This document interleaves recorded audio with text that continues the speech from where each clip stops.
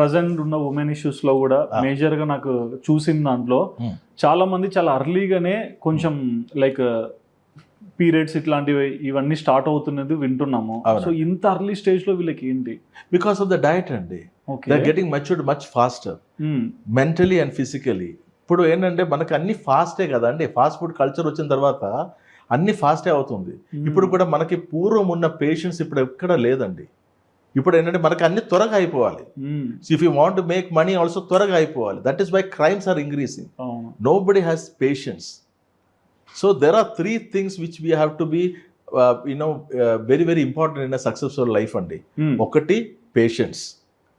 Okay, అంటే భూమి అంద శ్రమ ఉండాలి, ఓపిక ఉండాలి. Second perseverance. మనం ఒక్కటి అనుకుంటే మంచి దారులు దానికోసం ఫైట్ చేస్తూనే ఉండాలి. Third is people.